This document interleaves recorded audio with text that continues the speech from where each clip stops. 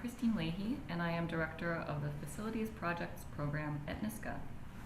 The Facilities Projects Program was established in 1987 when legislation was passed in recognition of the fact that arts and cultural organizations needed funding for renovation, expansion, and restoration of their facilities. To be eligible to apply, applicants need to have received 3 consecutive years of NISCA support for ongoing programming. This doesn't include sponsored projects, Regional Economic Development Council grants, regrants, or decentralization grants. Applicants must also own their facility or have a long-term lease with at least 6 years to go on the term, or a renewal option not requiring landlord approval. Organizations must own their facility in order to apply for any exterior rehabilitation projects, such as a roof replacement. The applicant cannot have received facilities funding for more than 3 years in the last 5-year period, and this does include REDC grants and the mid-size capital fund from FY2020. Applicants also need to have completed any previously supported facilities projects before applying for a new one. This includes the REDC and mid-size capital funds, and it means that if you were funded before in one of these categories, you need to have finished the project and submitted your final report before you apply again. The project for which you're applying can't be supported by any other New York State programs or agencies. So if New York State funds are included in the project budget, the application will be deemed ineligible. This program is exempt from the 2-request limit, so you could apply, for example, to theater, arts education, and still come in for facilities project support. These types of organizations are not eligible. Religious institutions or arts organizations requesting funds for a facility they share with or lease from a religious institution, public school districts, public universities, or state agencies, or arts organizations leasing their facility from such an entity. For all projects, we consider the following priorities: projects that improve, expand, or rehabilitate existing buildings to provide access for all, projects that address known health and safety deficiencies, projects that address issues of building stabilization, projects from organizations that further cultural development in rural or minority communities, projects that reduce an organization's operating costs, projects that demonstrate environmental stewardship and/or sustainable building practices. And funding is also prioritized to buildings that currently house NISCA-funded programs. For all of the categories, the maximum grant is $49,500, and the minimum is $5,000. A 1-to-1 match is required, and in-kind support is acceptable as part of that match.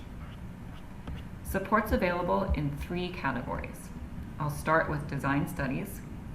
This is available so that applicants can engage the service of a New York State licensed architect for the completion of concept design or schematic design for a planned capital project. Requests for an architect design master plan for a cultural facility are also accepted. NISCA encourages design work that generates creative solutions to the problem of adapting existing structures to new or expanded cultural uses. Support in this category is not available for the design of entirely new facilities. Ineligible expenses in design studies are the design fees for the architect, again for concept or schematic design, and this includes any subcontract specialists necessary during these phases, such as an engineer. Applicants can apply for up to 50% of these expenses. The second category is capital projects. So this is if you've done the design work already and you are essentially shovel ready for the contract period. Support's available for renovation, expansion, or restoration projects for eligible buildings. Such projects must be sufficiently developed and be able to secure all required permits and approvals. Construction has to happen during the NISCA project period. And please note that applicants requesting support for installation of elevators, wheelchair lifts, boilers, and HVAC systems can apply under this category. Support in this category is not available for the construction of entirely new facilities. And as required by legislation, all applications in this category are reviewed by New York State licensed engineers and architects.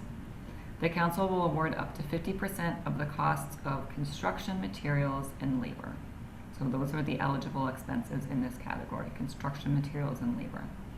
Applicants in capital projects can request a 1 or a 2-year contract.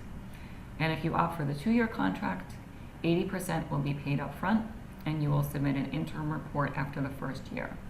Upon submission of this report, the remaining 20% will be paid. The third category is capital equipment. And in this category, support may be requested for the purchase of major equipment that's essential to the production and/or presentation of an art form. Examples are theatrical lighting or sound systems, gallery lighting, sprung flooring, assisted listening systems, or museum collection storage systems. Such professional equipment can be requested for programs that are focused on professional training and rehearsal, as well as arts education. So for example, sprung flooring might be requested for a rehearsal space for professional dancers or for dance education programs. Stage rigging, wheelchair lifts, and elevators may be supported as a construction expense in the capital projects category, not here in capital equipment. Other examples of ineligible equipment includes office furniture, office shelving, stackable chairs, computers and software, distance learning equipment, food service equipment, generators, and telephones. So we're really not looking to support general purpose equipment. This category is for specialized artistic equipment. Additionally, things we would describe as tools are generally not eligible. So iPads, smartboards, cameras, paintbrushes, things like this. A good rule of thumb is that if it's meant to leave the building, it's probably not eligible. That said, we recognize that the latest technology may need to be run with computers, so applicants can include computers if they can clearly make the case that the equipment's critical to the ability to produce the art form and isn't for daily office or administrative use. The eligible expenses in this category include the cost of equipment plus installation, and applicants can request support for up to 50% of these costs. A couple of tips for all 3 of these categories: please read the guidelines thoroughly and answer the questions that are asked. This is deceptively simple, but I promise it really works. Give yourself much more time than you need and than you think you need, and don't wait until the day before the deadline to submit. If you're unsure which category you should apply for, take a look at the support materials lists to see if you'll be able to produce the documents that are required. Your budget should only include the cost of eligible expenses. I've gone through these in the 3 categories, but they're also listed in the guidelines. So please don't include ineligible items, such as indirect expenses like staff time. If your request is part of a larger project, you can contextualize it, but you can also focus your NISCA request on one piece of a larger project. For example, if you're doing a $5 million renovation, you might apply for only the elevator. Our funding is limited and it might be more focused. You can contextualize the larger project with a couple sentences of your narrative, but really focus that application on something that's more digestible. If you have any questions, feel free to reach out to me at facilities@arts.ny.gov.